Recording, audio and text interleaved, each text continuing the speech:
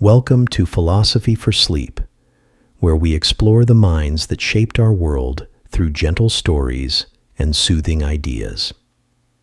Tonight, we're drifting back nearly 2,500 years to meet a man whose thoughts still echo through university halls, whose questions still puzzle the curious, and whose vision of reality continues to challenge how we see the world around us.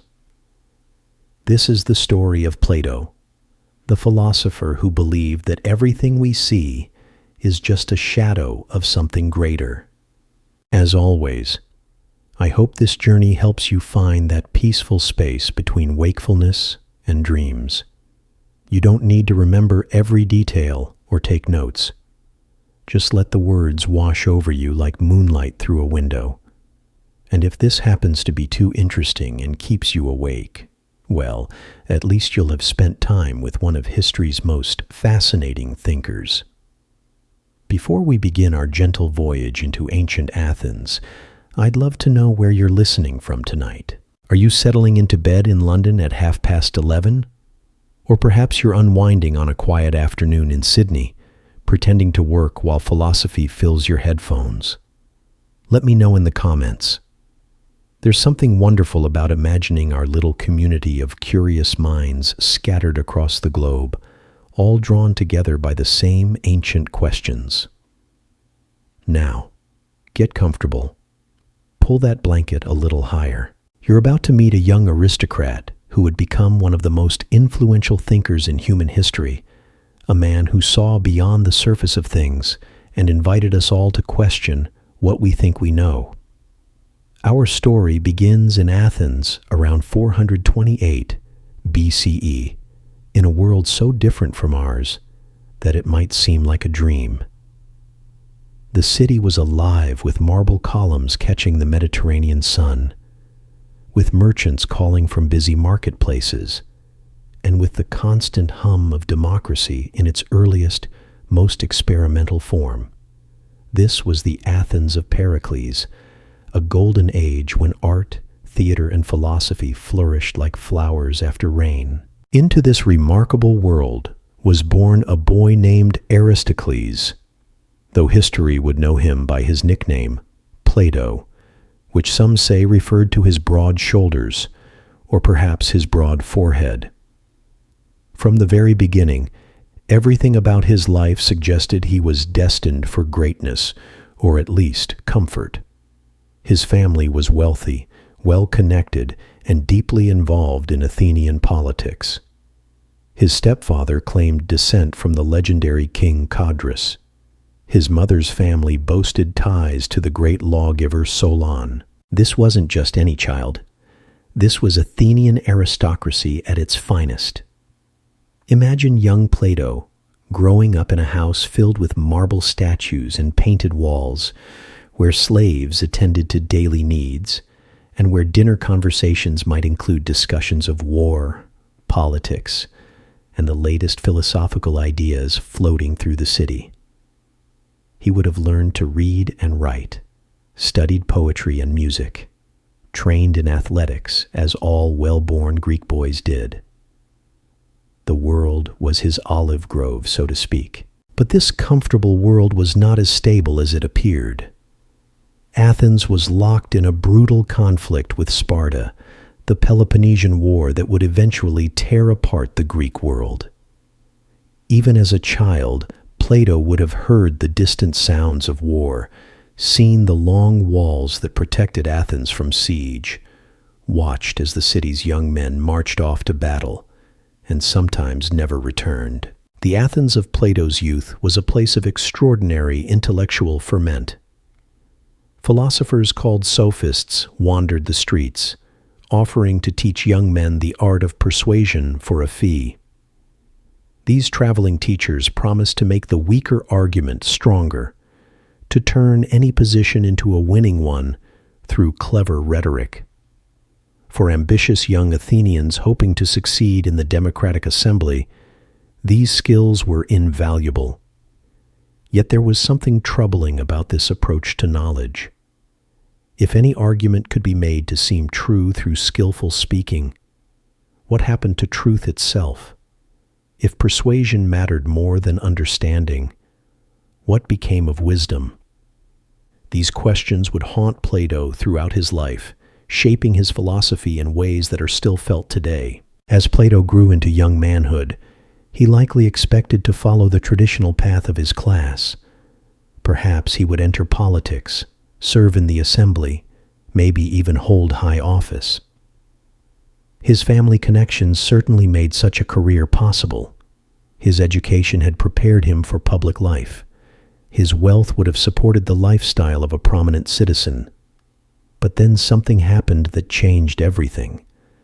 Somewhere in his late teens or early 20s, Plato encountered a man who would transform not just his life, but the entire course of Western philosophy. This man was about 70 years old, with a face that reminded people of a satyr, a habit of walking barefoot through the streets, and an annoying tendency to ask questions that made people deeply uncomfortable. His name was Socrates. Socrates was unlike anyone else in Athens. He claimed to know nothing, yet somehow managed to expose the ignorance of everyone he met. He would approach respected citizens, skilled craftsmen, prominent politicians, and through a series of gentle questions, reveal that they didn't really understand what they thought they knew. A general who boasted of his courage would find himself unable to define what courage actually was. A priest who spoke confidently about piety would discover he couldn't explain what made an action truly pious. This wasn't mere intellectual bullying. Socrates genuinely believed that the unexamined life was not worth living, that true wisdom began with recognizing one's own ignorance. He saw himself as a kind of philosophical midwife, helping people give birth to ideas that were already within them, waiting to be discovered. For young Plato, meeting Socrates must have been like walking from a dimly lit room into bright sunlight.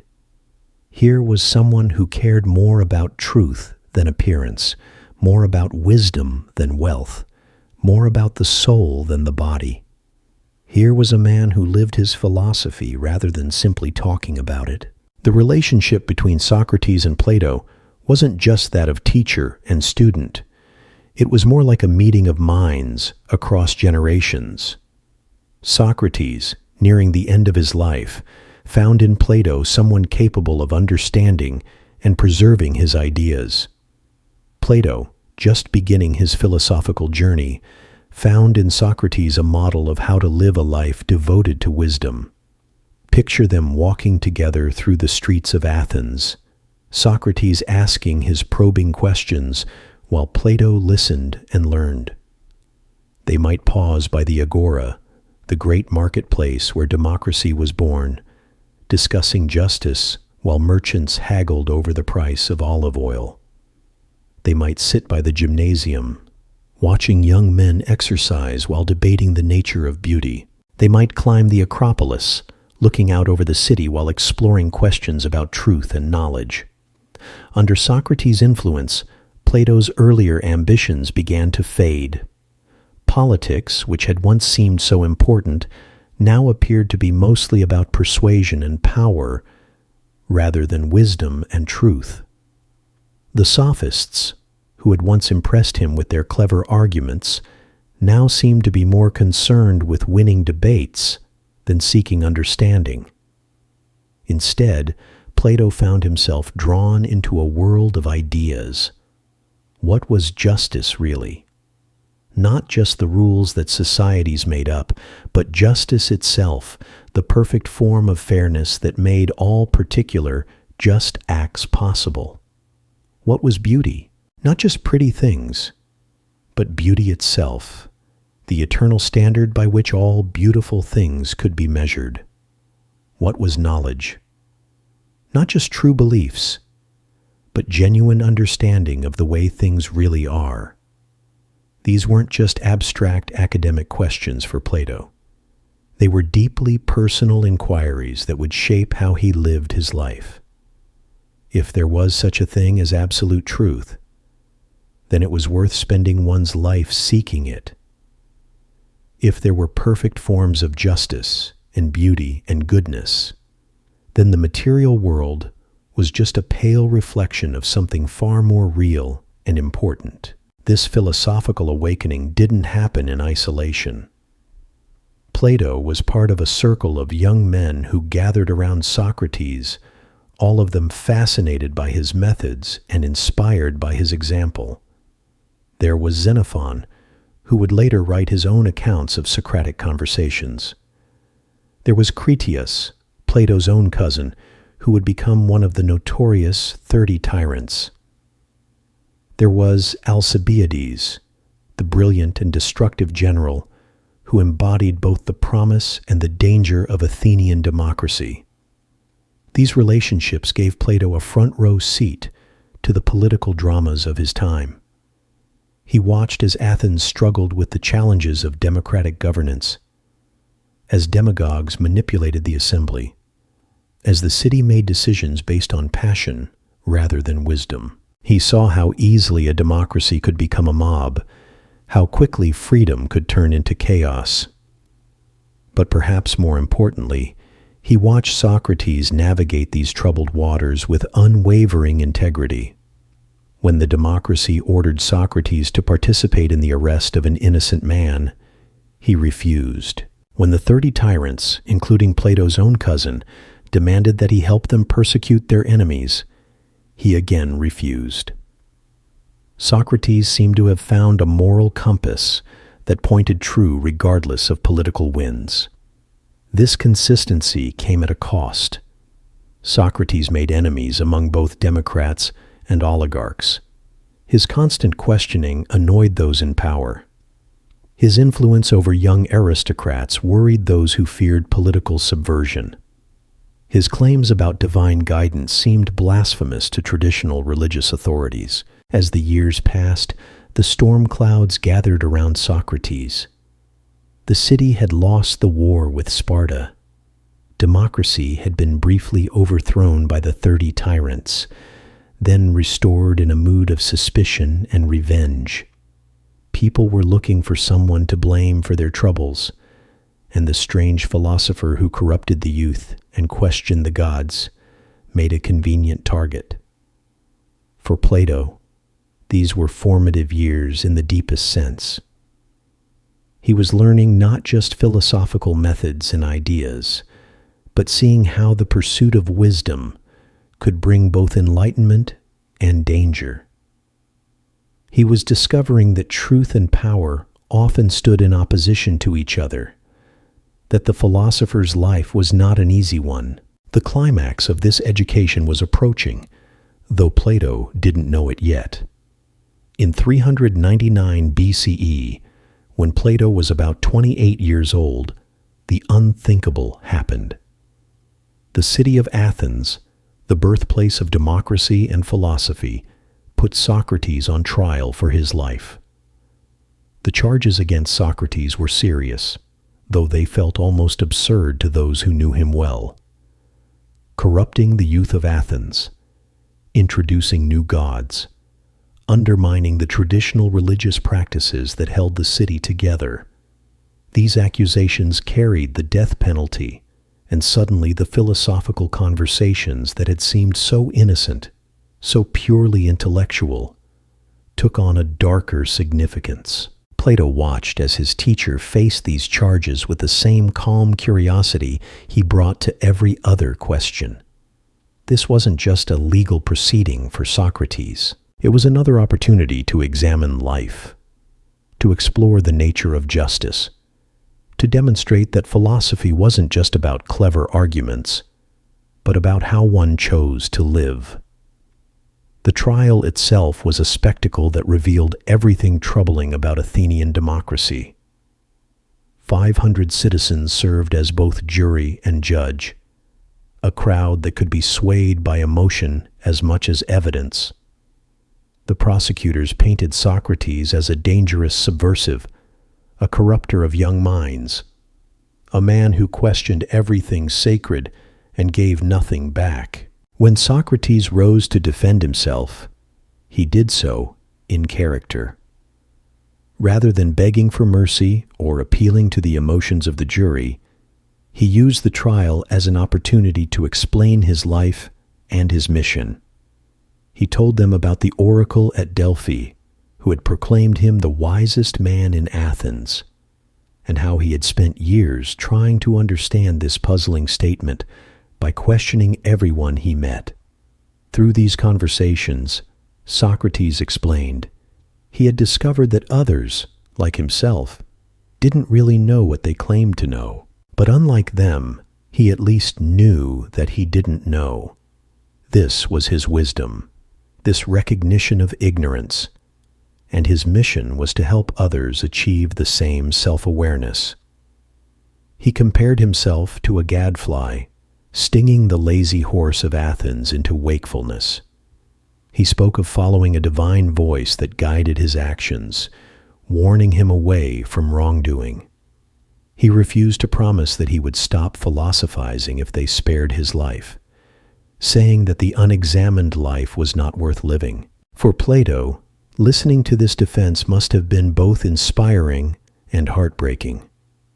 Here was his teacher, facing death, and yet remaining absolutely true to his principles.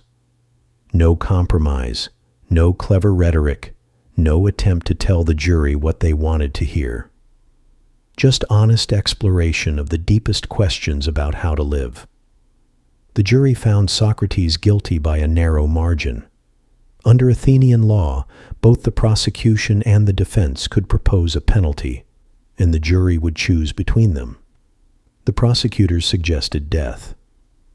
Socrates, with what seemed like deliberate provocation, suggested that instead of punishment, he should be given free meals for life as a public benefactor, like the Olympic victors. Eventually, perhaps sensing the mood of the crowd, he proposed a fine. But it was too late. The jury, now angered by what they saw as his arrogance, voted for death by an even larger margin than they had voted for conviction. Plato was there for much of this, watching as the city he had grown up in condemned the man who had taught him to think. The irony was bitter. Athens, which prided itself on being the birthplace of philosophy and free inquiry, was about to execute its greatest philosopher for the crime of thinking too freely. The execution wasn't immediate. A sacred ship had been sent to the island of Delos, and no one could be put to death until it returned. This gave Socrates' friends about a month to spend with him in prison, and these final conversations would become some of the most moving moments in philosophical literature. Plato was probably present for many of these discussions, though he tells us he was ill and missed the final day. During these weeks, Socrates continued to do what he had always done, explore ideas through conversation. But now these conversations carried a special weight. They were his final teachings, his last opportunity to help his friends understand what philosophy really meant. They talked about the immortality of the soul, about whether death was something to be feared or welcomed. They discussed the nature of courage, the meaning of friendship, the relationship between the body and the soul. Socrates remained curious, questioning, eager to explore these ultimate mysteries right up to the end. For Plato, these conversations were a masterclass in how to face death with dignity and wisdom. Socrates didn't rage against his fate or despair about his approaching end. Instead, he treated death as he had treated everything else in life, as a question worth examining, a mystery worth exploring. When the sacred ship finally returned to Athens, the moment everyone had been dreading arrived. Socrates drank the poison hemlock as the sun was setting, surrounded by his friends, continuing to discuss philosophy until the very end.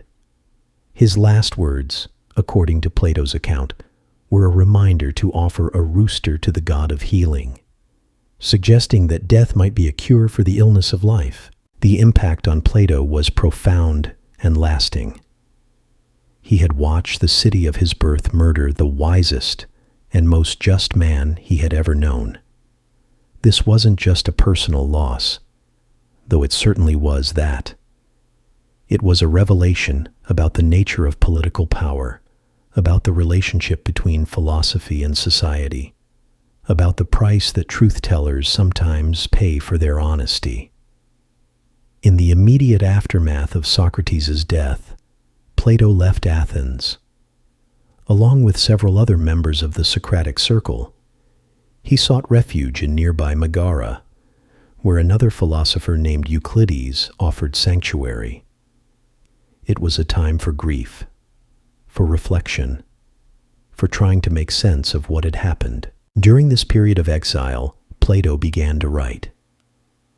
His early dialogues were probably composed during these years, works that attempted to preserve the memory of Socrates and the style of philosophical inquiry he had practiced. These weren't just historical records. They were living recreations of Socratic conversation, designed to continue his teacher's work of awakening people to philosophical questions. But Plato's ambitions went beyond simply preserving Socrates' memory. The death of his teacher had shown him that philosophy needed better defenses, that the pursuit of wisdom required more systematic development if it was going to survive in a hostile world. He began to develop his own philosophical system, building on Socratic foundations, but going far beyond anything his teacher had explicitly taught. The tragedy of Socrates' death became, paradoxically, the birth of Platonic philosophy. Out of grief and outrage came a determination to create something that would outlast the political passions of any particular moment, something that would make the case for wisdom and justice in terms so compelling that even democrats and tyrants would have to listen. This transformation didn't happen overnight. Plato spent years traveling, learning from other philosophers, studying different forms of government, observing how various societies organized themselves. He visited Egypt with its ancient wisdom traditions and stable priestly class. He traveled to Italy, where Pythagorean communities explored the mystical dimensions of mathematics and music. These journeys expanded his horizons and deepened his understanding, but they also reinforced lessons he had learned from Socrates' fate. Everywhere he went, he saw the same tensions between wisdom and power, between philosophical truth and political expedience. The problems that had led to Socrates' execution weren't unique to Athens.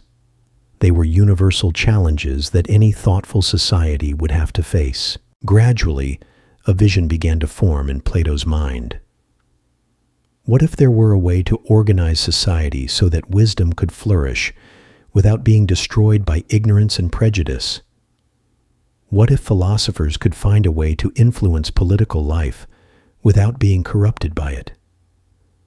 What if the pursuit of truth could be protected from the whims of democratic mobs and the ambitions of tyrants?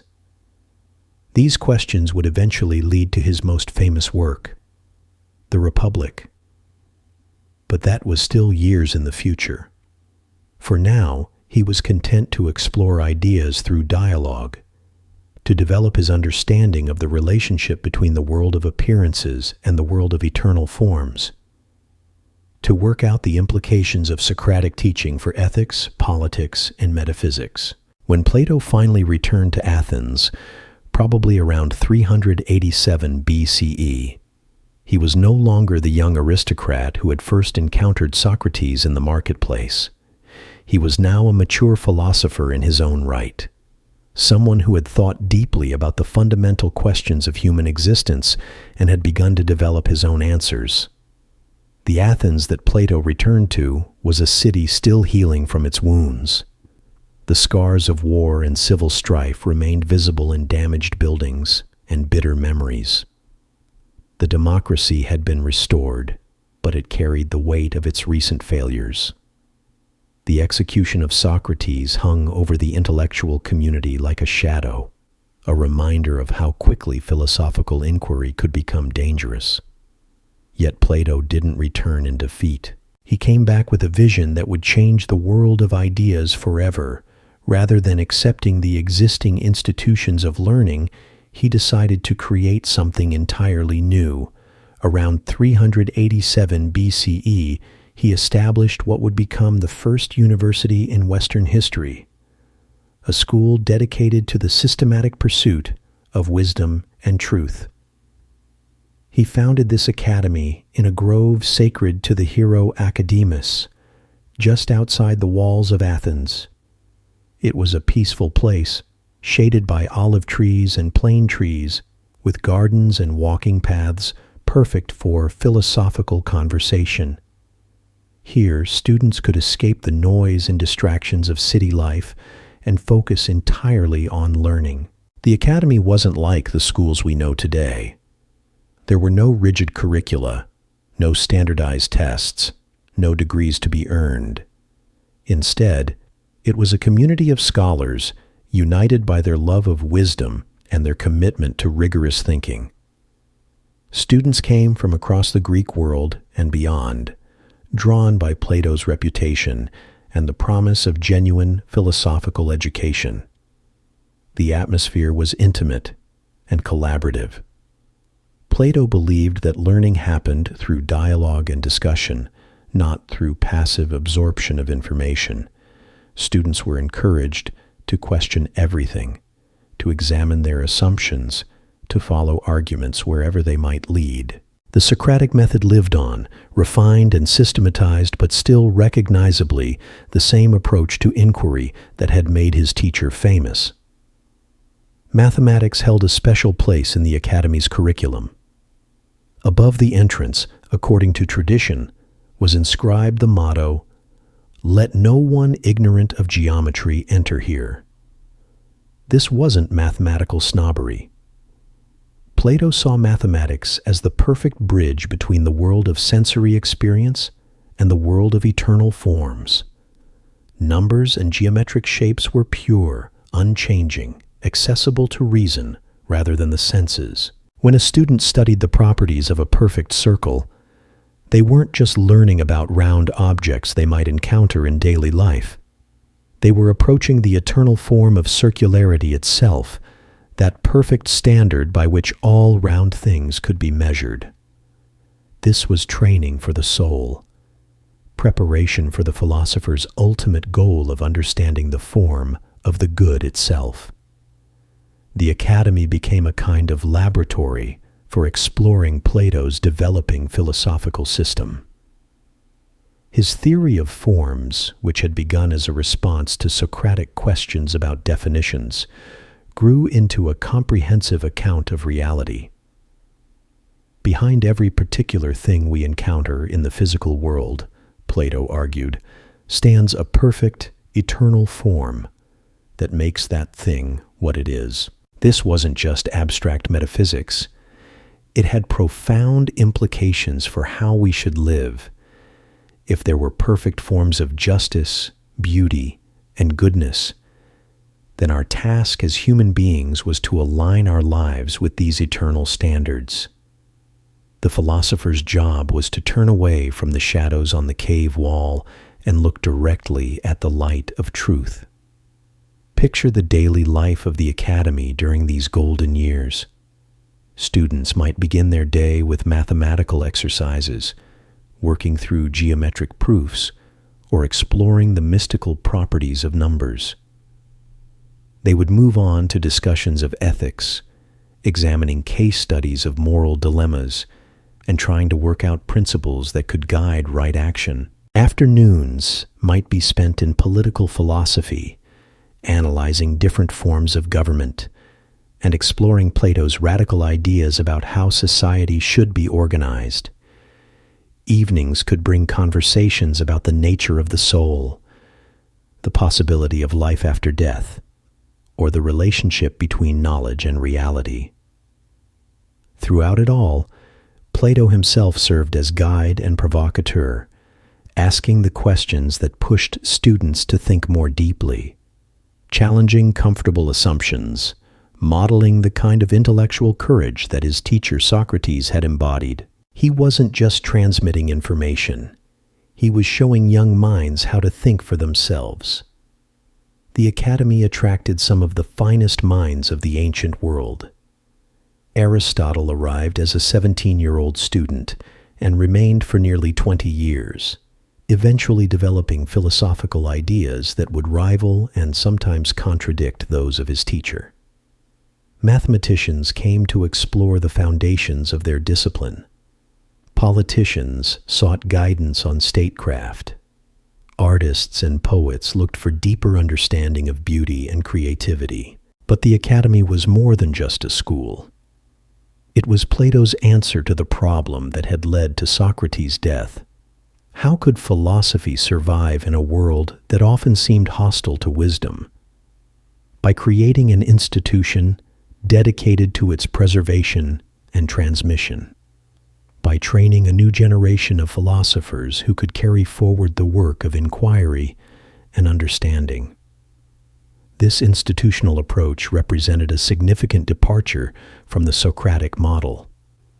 Socrates had been a solitary figure, pursuing wisdom through individual conversations in the marketplace and gymnasium. Plato created a community of scholars, a tradition of learning that could outlast any single teacher or student. The influence of the academy extended far beyond its physical boundaries. Students who studied there returned to their home cities carrying Platonic ideas with them. Some established their own schools. Others entered political life, attempting to apply philosophical principles to practical governance. Still others became teachers, spreading the Platonic approach to education throughout the Mediterranean world. During these productive years at the academy, Plato continued to write his philosophical dialogues. These works were unlike anything that had come before in Greek literature. They weren't straightforward treatises presenting completed systems of thought. Instead, they were dramatic conversations that invited readers to participate in the philosophical process. Each dialogue was carefully crafted to draw the reader into philosophical thinking.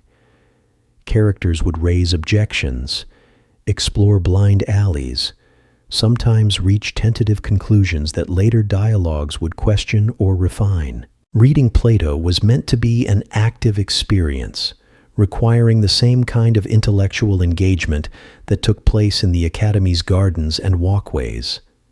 The dialogues also served to immortalize Socrates in a unique way. Rather than simply reporting what his teacher had said, Plato created a literary Socrates who could continue to ask questions and provoke thought long after the historical figure had drunk the hemlock. This fictional Socrates became, in many ways, more influential than the original, shaping how subsequent generations understood the philosophical life. As the academy matured, Plato began to attract attention from powerful political figures. His ideas about justice and governance, his critique of democracy, his vision of philosopher kings ruling according to wisdom rather than popular opinion. These concepts intrigued rulers who were looking for intellectual justification for their power. The most famous of these encounters occurred when Plato was invited to Syracuse, a Greek city in Sicily, to serve as advisor to the young tyrant Dionysius II. This wasn't Plato's first connection to Syracuse. Years earlier, he had befriended Dion, the uncle of the tyrant, and had been impressed by his philosophical potential. When Dion suggested that Plato might be able to educate the young ruler and transform Syracuse into something approaching the ideal state described in the Republic, the philosopher was intrigued. Here was an opportunity to test his theories in the real world. Could a philosopher actually guide a ruler toward justice? Could political power be combined with wisdom? Could the gap between theory and practice finally be bridged? The first visit to Syracuse, around 367 BCE, was a disaster. The young Dionysius II proved to be more interested in the appearance of philosophical sophistication than in genuine learning. He enjoyed being seen as a patron of wisdom, but he had no patience for the hard work of self-examination and moral development that true philosophy required. Worse, the political situation in Syracuse was volatile and dangerous. Dion, Plato's friend and the person who had arranged the visit, fell out of favor with his nephew and was eventually exiled. Plato found himself caught between competing factions, his philosophical mission compromised by court intrigue and personal ambition. The experience was deeply disillusioning for someone who had spent decades thinking about the relationship between wisdom and power. The ideal of the philosopher king, which had seemed so compelling in theoretical discussions at the academy, proved almost impossible to realize in practice. Political power, it seemed, had a corrupting influence that even philosophical education couldn't entirely overcome. Plato returned to Athens with a renewed appreciation for the academy's mission. Rather than trying to reform existing political institutions, perhaps the better approach was to educate individuals who might, over time, gradually influence society toward greater justice and wisdom. Change would be slow and indirect, but it might also be more lasting. This didn't mean giving up on political philosophy entirely. Plato continued to write about governance and justice, continued to explore the relationship between individual virtue and social order. But his approach became more nuanced, more aware of the practical difficulties involved in translating philosophical ideals into political reality. The academy continued to flourish, becoming the intellectual center of the Greek world. Students came not just to learn Plato's specific doctrines, but to participate in a tradition of rigorous thinking that valued questions as much as answers. The school developed its own culture, its own methods, its own ongoing conversations that would continue long after its founder was gone. As Plato entered old age, he could look back on a remarkable achievement. He had taken the legacy of Socrates, threatened with extinction by the philosopher's execution, and transformed it into something that could survive political upheavals and generational changes. He had created not just a school, but a way of thinking about the deepest questions of human existence. The boy who had been born into Athenian aristocracy, expecting a life of political prominence, had instead become something far more significant. He had become the teacher of teachers, the philosopher whose influence would shape Western thought for more than 2 millennia. His academy would continue operating for nearly 1,000 years, making it one of the longest-lived institutions in human history. Yet for all his achievements, Plato remained fundamentally the student of Socrates. His greatest insights grew out of questions his teacher had first raised.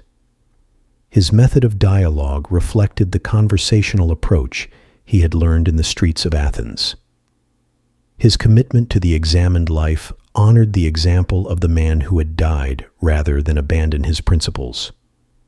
In his final years, Plato continued to write and teach, refining ideas he had been developing for decades. His later works showed a philosopher still growing, still questioning, still willing to reconsider positions he had held for years. This intellectual humility, this willingness to continue learning even in old age, was perhaps the most Socratic thing about him. The academy had become more than just a school. It was a living embodiment of the philosophical life, a place where the pursuit of wisdom could flourish, protected from the immediate pressures of political and social life. Students learned not just specific doctrines about forms and justice and the soul, but a way of approaching all questions with rigor, honesty, and intellectual courage. When Plato died in 347 BCE at the age of 81, he left behind something unprecedented in the ancient world.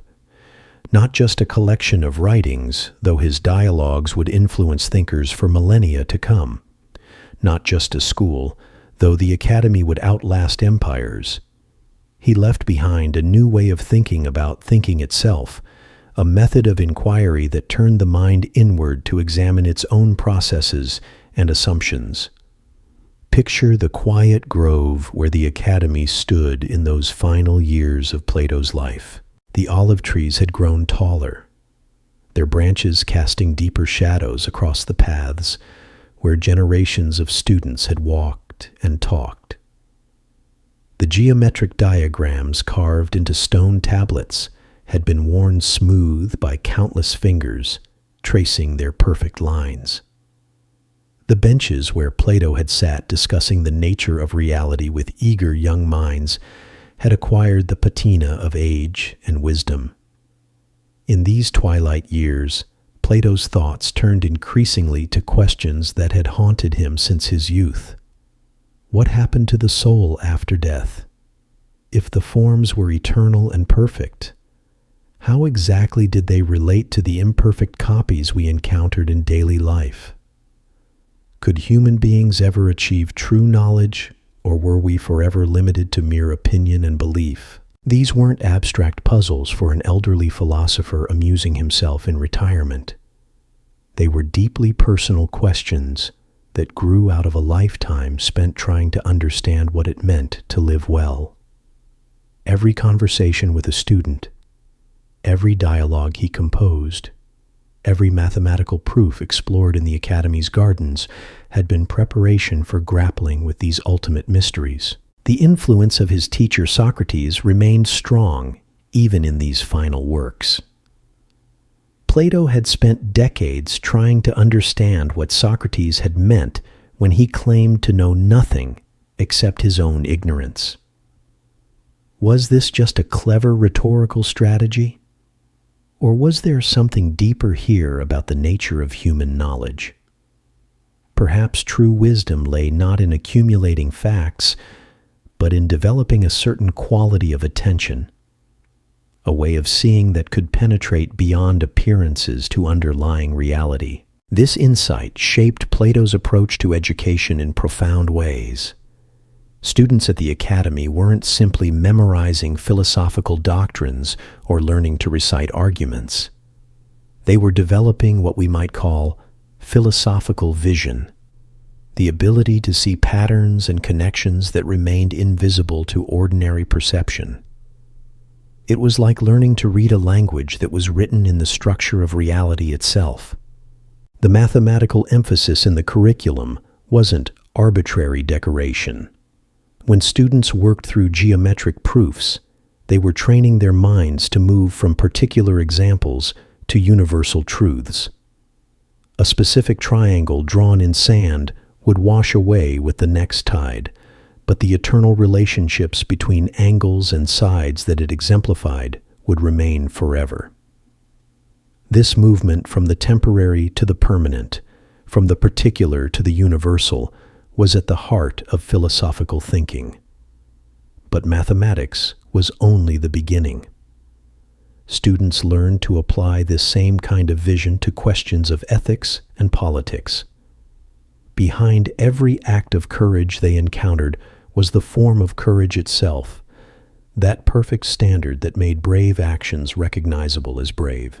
Behind every just law was the eternal form of justice, the unchanging principle that allowed societies to distinguish right from wrong.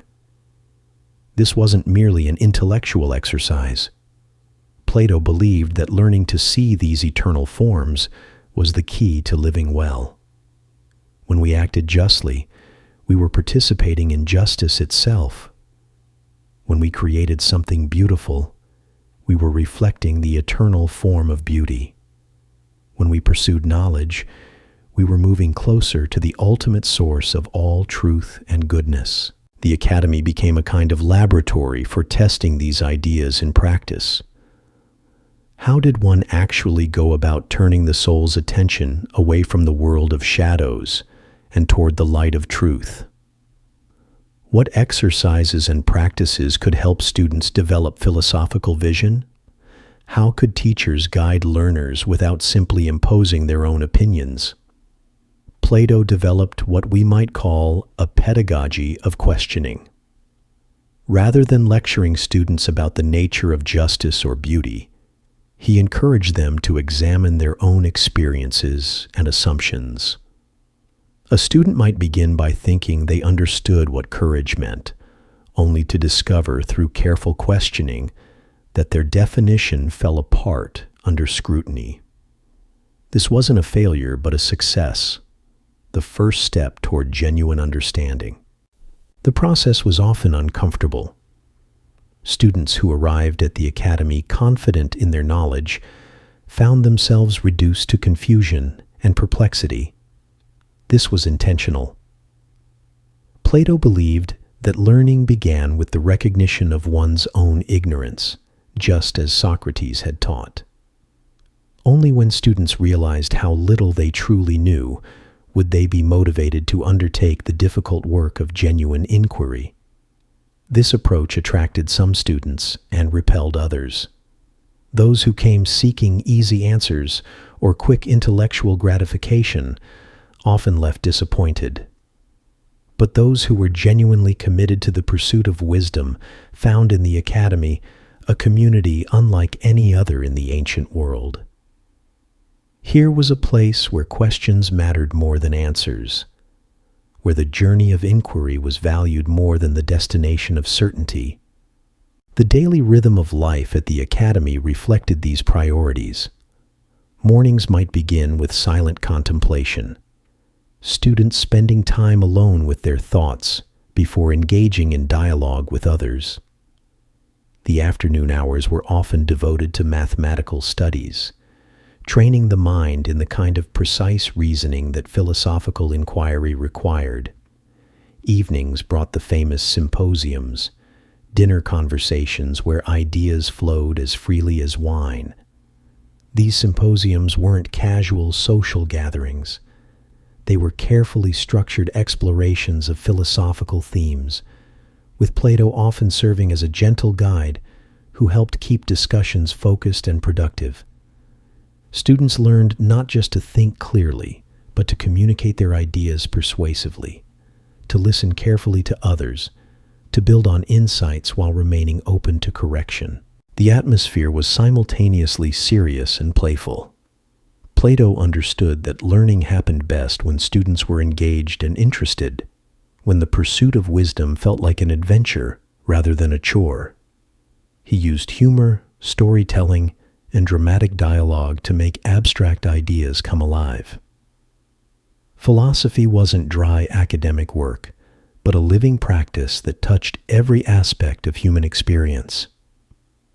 This pedagogical approach had profound implications for how students understood their own role in society. They weren't being trained to become professional philosophers in the modern sense, scholars who spent their lives in academic isolation.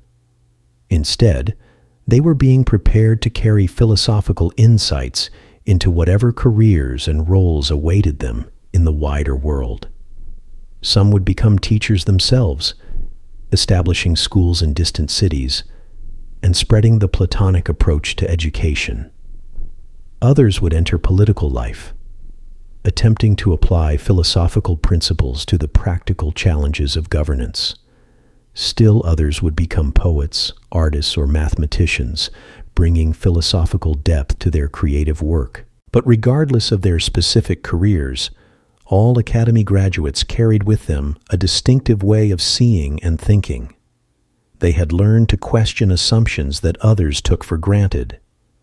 They could recognize the difference between knowledge and mere opinion. They understood that the pursuit of wisdom was a lifelong journey, rather than a destination that could be reached once and for all. This emphasis on ongoing inquiry, rather than fixed doctrine, helped the academy remain intellectually vital even as decades passed and new challenges emerged. Students weren't expected to simply repeat Plato's teachings, but to engage with them critically, to develop and refine them, even to challenge them when evidence or arguments suggested different conclusions. Aristotle embodied this approach perfectly. He had arrived at the academy as a teenager and remained for nearly 20 years, absorbing everything Plato had to teach. But he didn't become a mere disciple. Instead, he developed his own philosophical system that disagreed with his teacher on fundamental points while still honoring the spirit of rigorous inquiry that Plato had instilled. This intellectual independence was exactly what Plato had hoped to foster. He wanted to create thinkers, not followers. He wanted students who could carry forward the work of philosophy by asking new questions and exploring new possibilities. The fact that his greatest student eventually disagreed with him on important matters was a sign of success, not failure. As Plato's health began to decline in his final years, questions arose about the future of the academy. Who would lead the school after its founder was gone? How could the institution maintain its character and mission without the guiding presence of the philosopher who had created it? These weren't merely administrative concerns, but fundamental questions about the nature of philosophical tradition and institutional continuity. Plato had anticipated these challenges and had been quietly preparing for them. Rather than designating a single successor, he had cultivated a group of senior students who could collectively maintain the academy's traditions while allowing for natural evolution and development. He understood that institutions, like individuals, needed to grow and change in order to remain alive and relevant. The mathematical emphasis that had always characterized the academy's curriculum took on special significance during this transitional period. Mathematics provided a kind of objective standard that could guide inquiry even when charismatic leadership was absent. The eternal truths of geometry and number theory didn't depend on any particular teacher's personality or authority. They could be discovered and verified by anyone willing to do the necessary intellectual work. This reliance on objective standards, rather than personal authority, reflected Plato's deeper philosophical convictions. Truth wasn't something that belonged to individuals, but something that individuals could discover through proper methods of inquiry. The academy existed to preserve and transmit these methods, not to propagate the opinions of its founder. Even in his declining years, Plato continued to write and revise his dialogues. Some scholars believe that his final work, the Laws, was still being edited at the time of his death. This wasn't the product of an aged mind losing its focus, but the natural continuation of a lifetime spent refining and developing philosophical insights. For Plato, thinking was not something one ever finished, but something one continued as long as consciousness remained.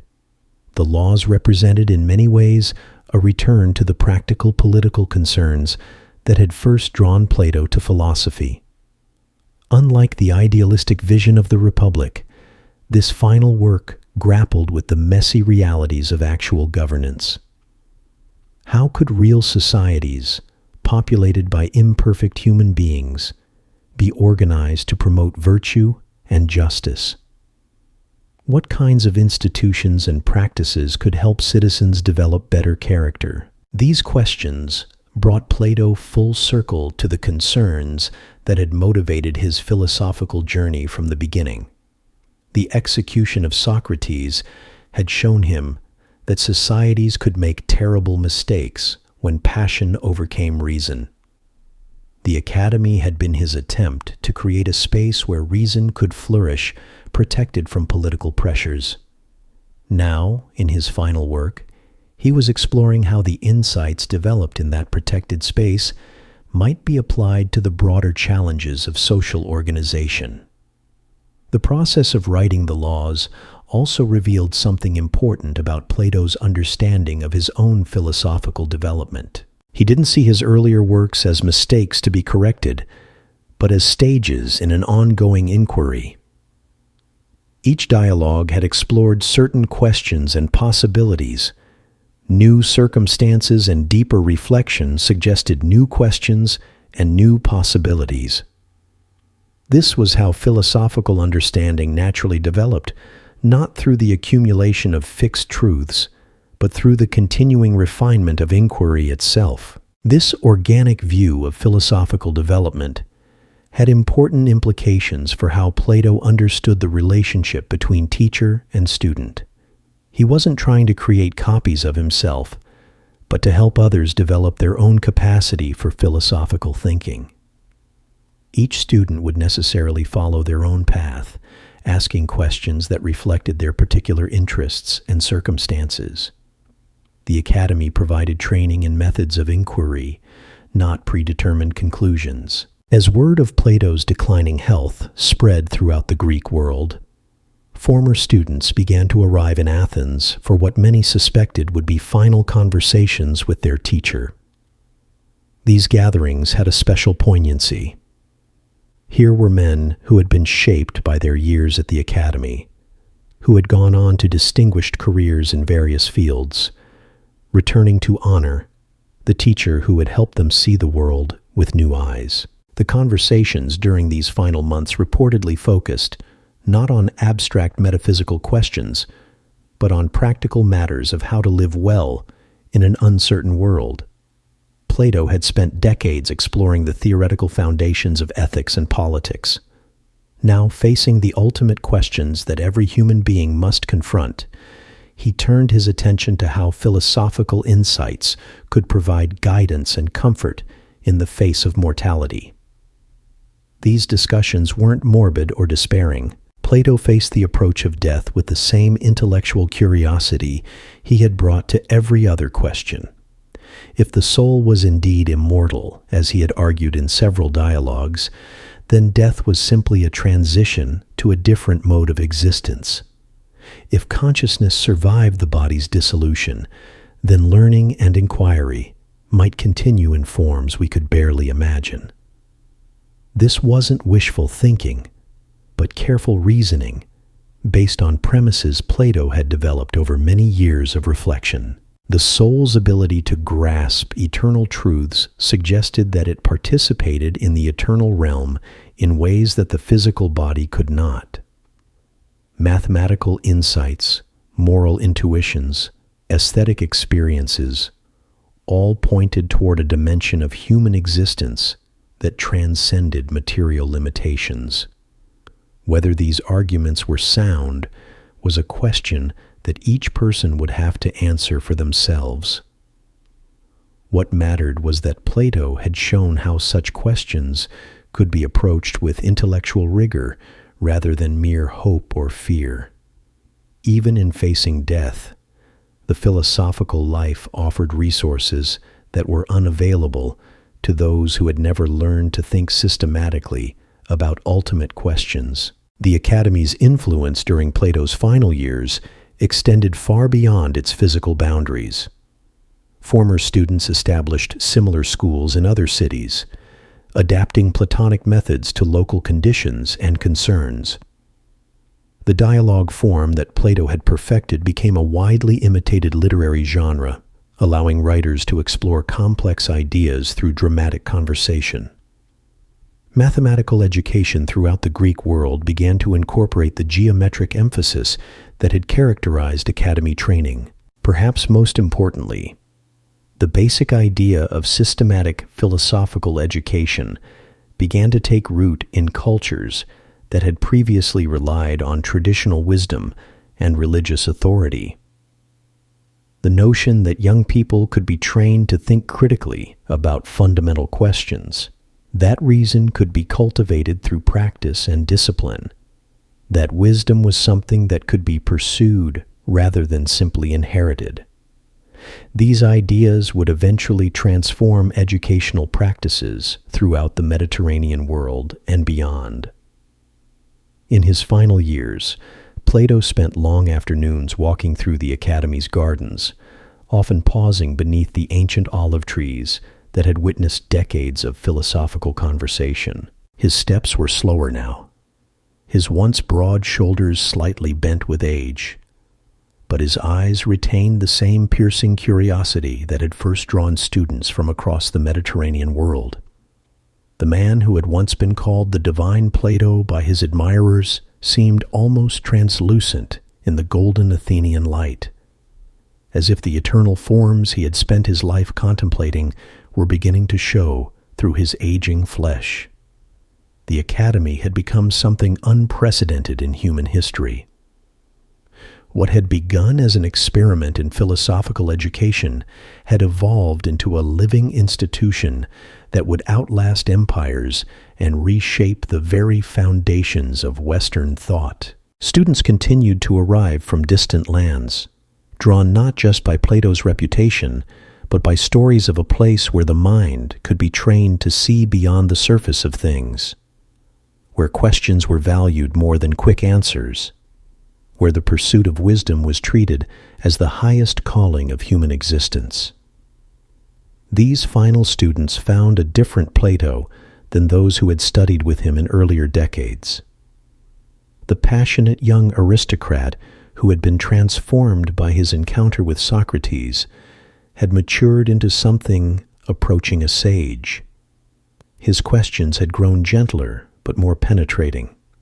His silences carried as much weight as his words. When he spoke, it was often to guide rather than instruct, to suggest possibilities rather than declare certainties.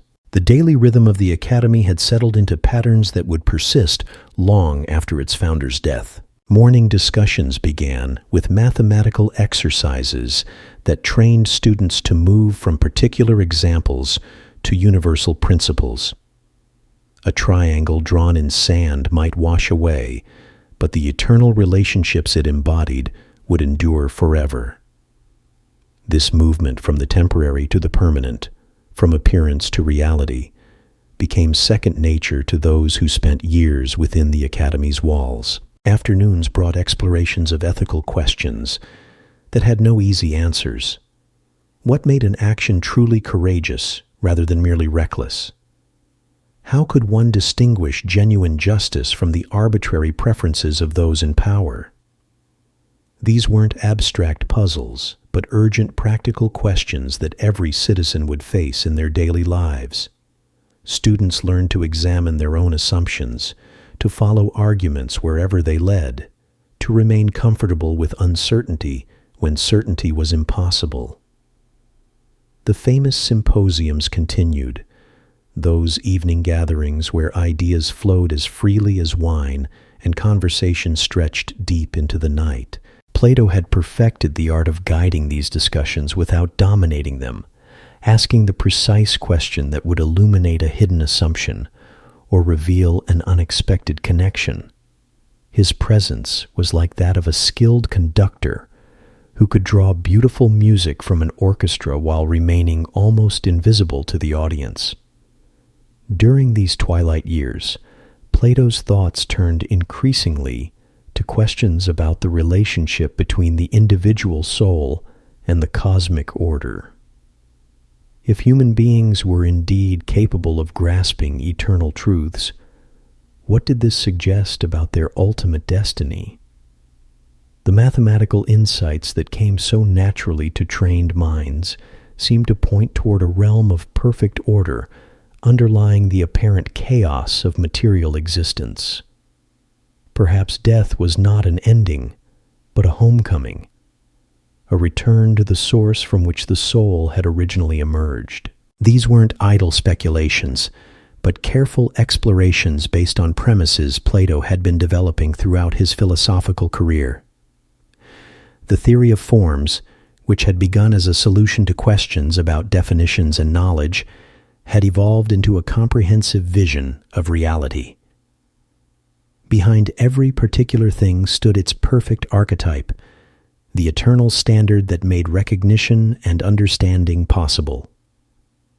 The philosopher's task was to turn the soul's attention from shadows to light, from copies to originals, from opinion to knowledge. This process of philosophical conversion wasn't merely intellectual, but involved the entire human being. Students at the academy learned not just to think differently, but to see differently, to value different things, to orient their lives around different goals. They discovered that the pursuit of wisdom brought its own distinctive pleasures, deeper and more lasting than the temporary satisfactions offered by wealth, power, or physical gratification.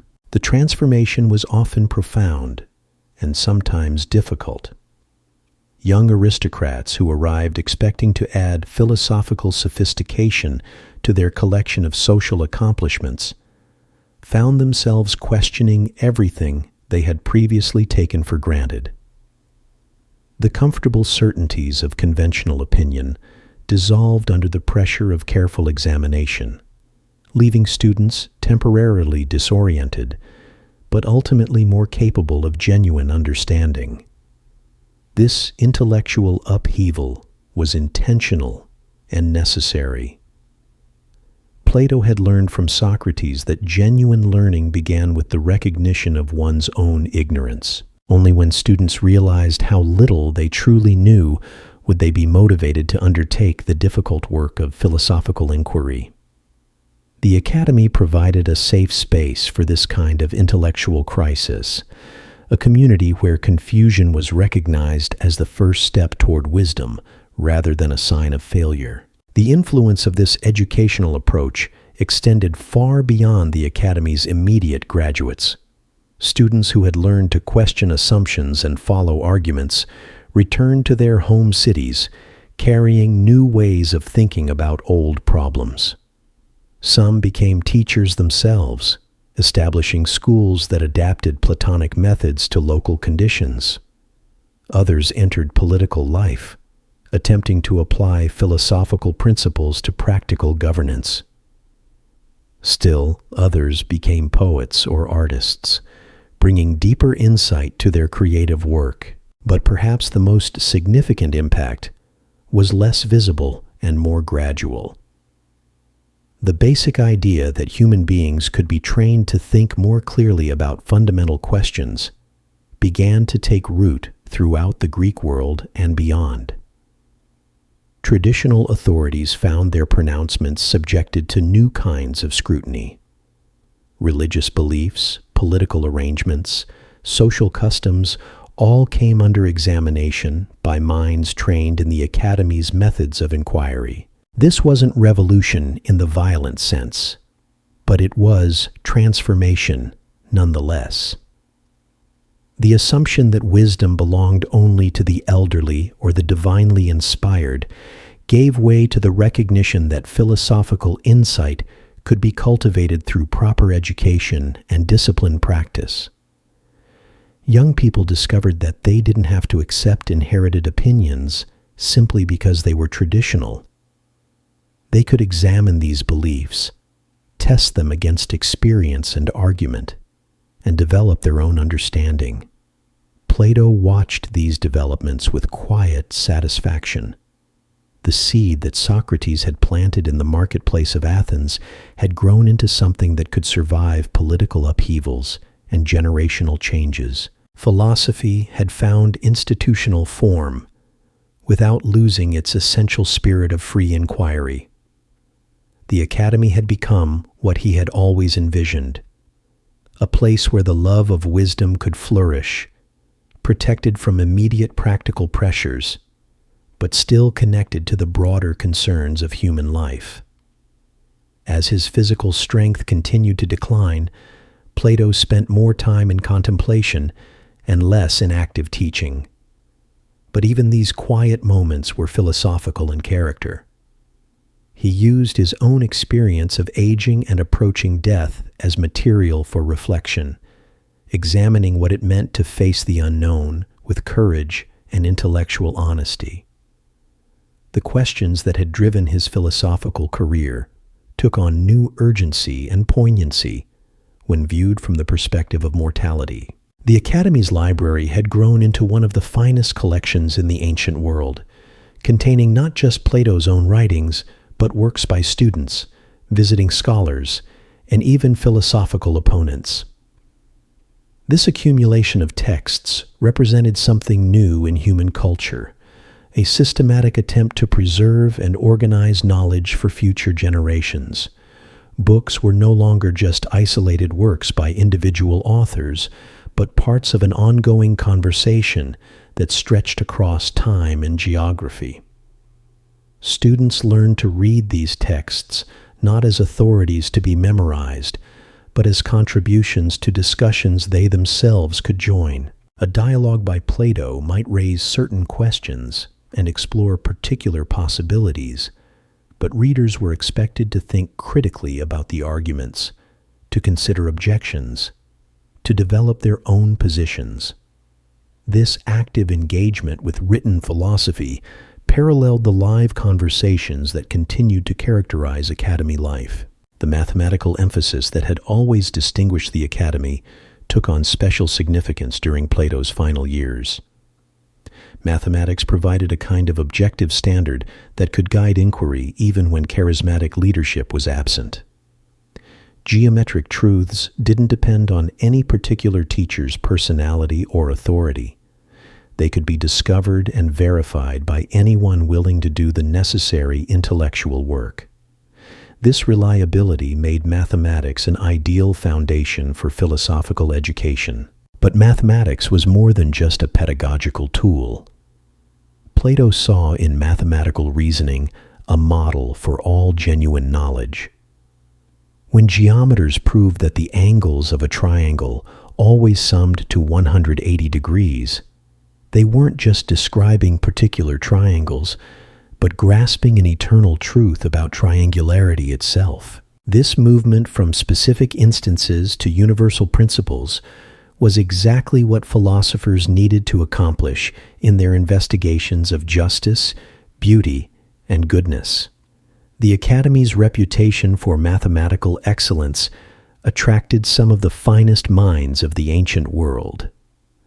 Scholars came from Egypt, Babylon, and other centers of learning to participate in discussions that pushed the boundaries of mathematical understanding. These exchanges enriched Academy life and demonstrated the universal character of rational inquiry. Truth knew no national boundaries. Wisdom could emerge from any culture willing to pursue it with sufficient dedication and rigor.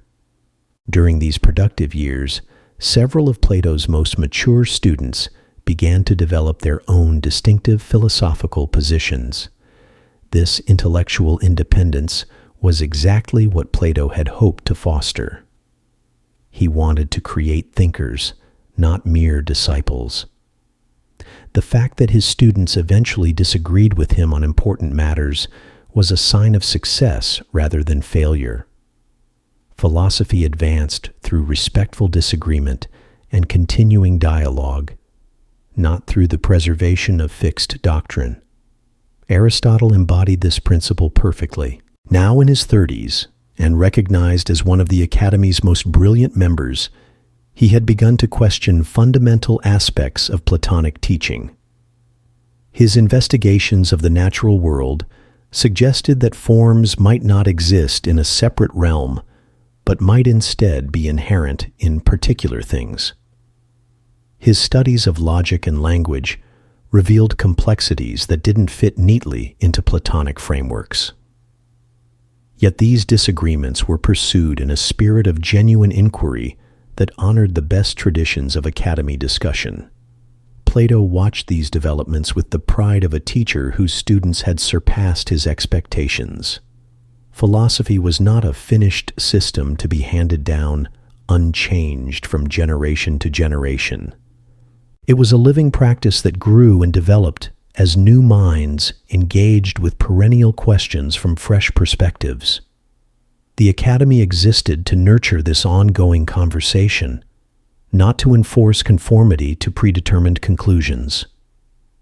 The approach of Plato's 80th birthday prompted reflections throughout the Greek world on the extraordinary life and achievements of Athens' greatest philosopher. Messages arrived from former students who had established schools in distant cities, from political leaders who had been influenced by academy graduates, from ordinary citizens whose lives had been touched in some way by Platonic ideas. These testimonials revealed the far-reaching impact of a life devoted to philosophical inquiry. But perhaps the most meaningful recognition came from within the academy itself, from the community of scholars who had chosen to dedicate their lives to the pursuit of wisdom. They understood better than anyone what Plato had accomplished, how he had transformed the scattered insights of Socratic questioning into a systematic approach to understanding reality. They had experienced firsthand the transformation that philosophical education could produce, the way it could turn the soul from darkness to light. The celebrations were characteristically philosophical in nature.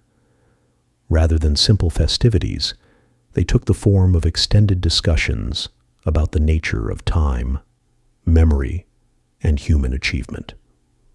What did it mean to have lived a good life? How should one measure the significance of intellectual contributions? What legacy could any individual hope to leave behind? These questions weren't morbid reflections on mortality, but genuine philosophical inquiries that illuminated the meaning and value of human existence. Plato participated in these conversations with the same intellectual vigor he had shown throughout his career. But there was a new quality to his contributions. He spoke less frequently, but more deliberately, choosing his words with the precision of someone who understood their weight. His questions had grown even more penetrating, cutting directly to the heart of whatever issue was under discussion. His silences carried profound significance, creating space for others to think more deeply about the matters at hand. The physical decline was now unmistakable, but it seemed to have little effect on Plato's mental acuity.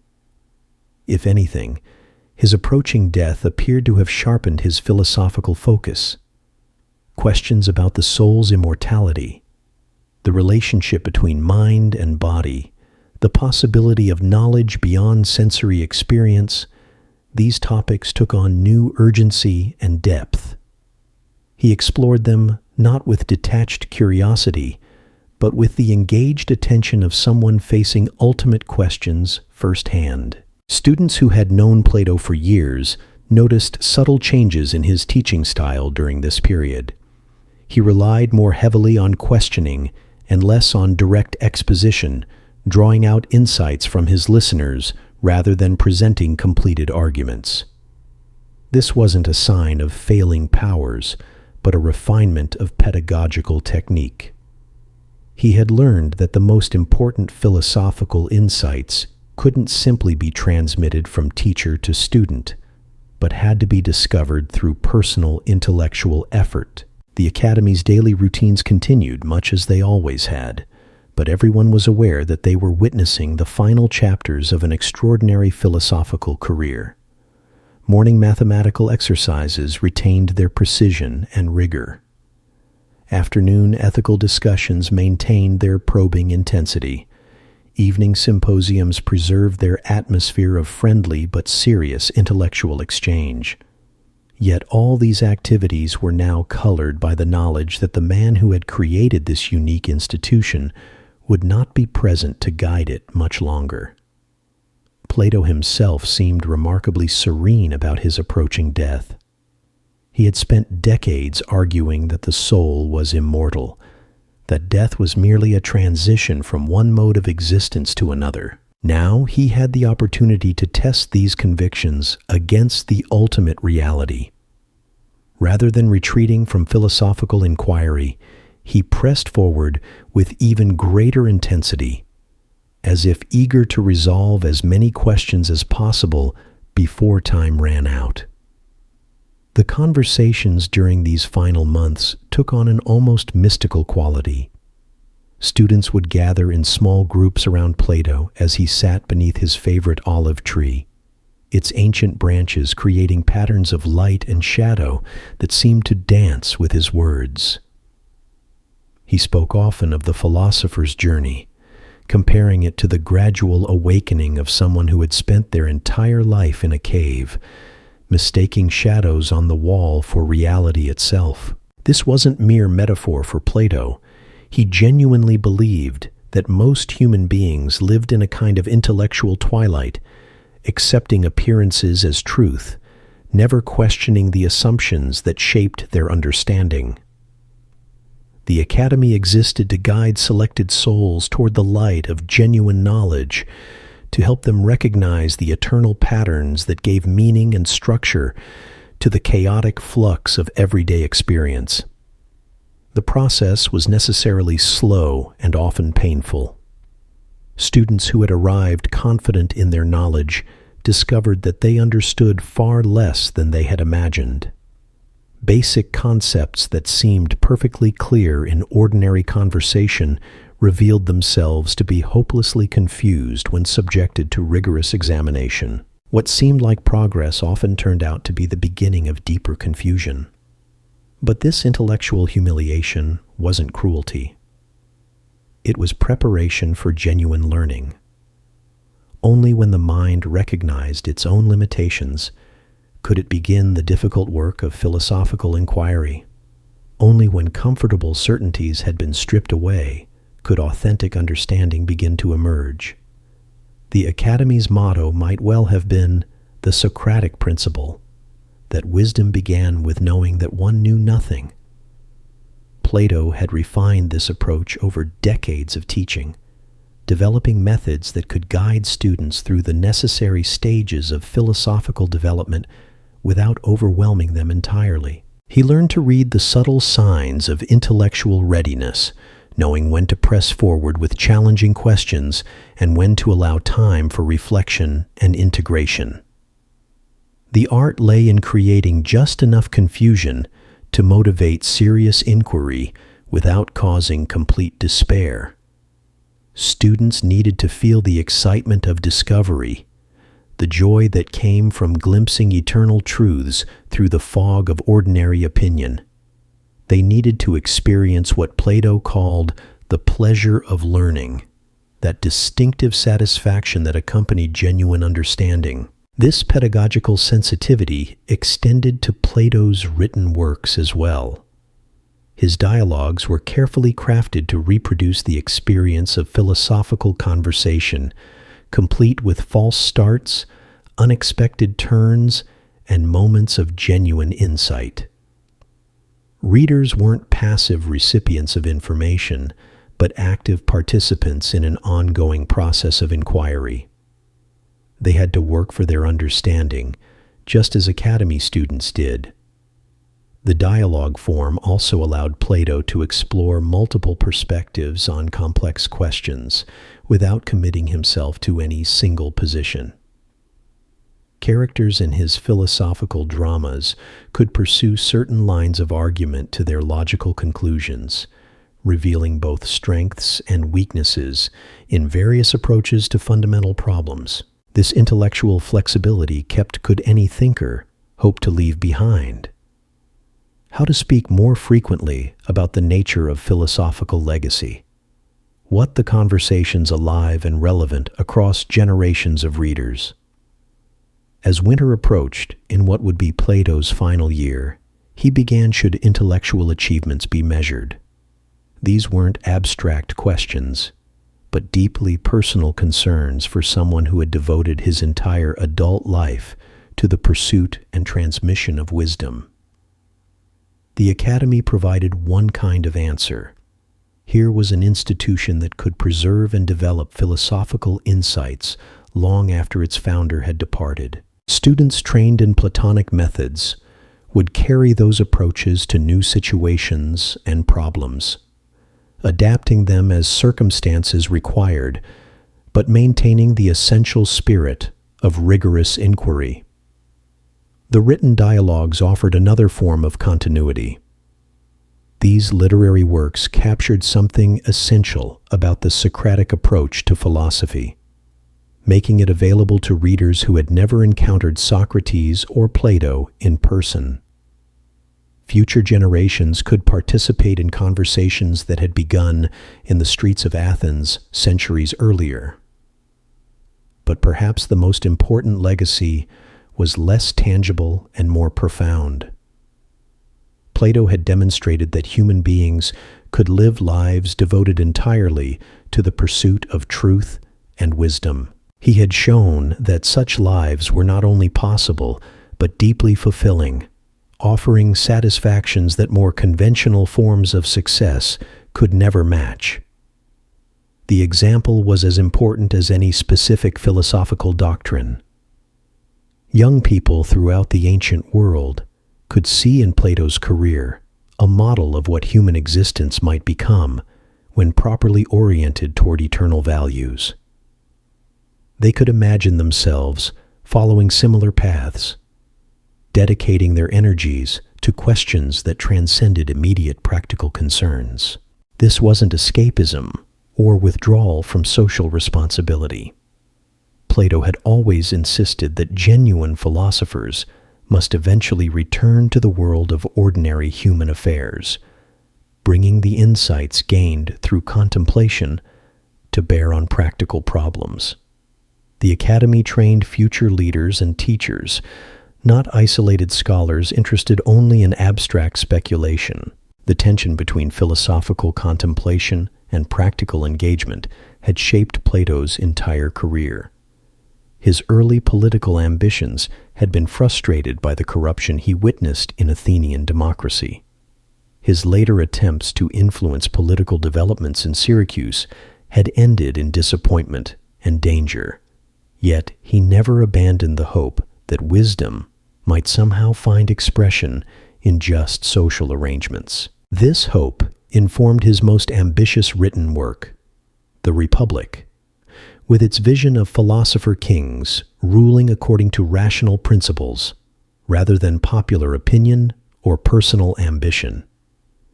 Critics had always pointed out the practical impossibilities in such arrangements, and Plato himself had grown more realistic about political change as he aged. But the underlying insight remained valid. Societies that ignored wisdom in favor of power or pleasure inevitably corrupted themselves and their citizens.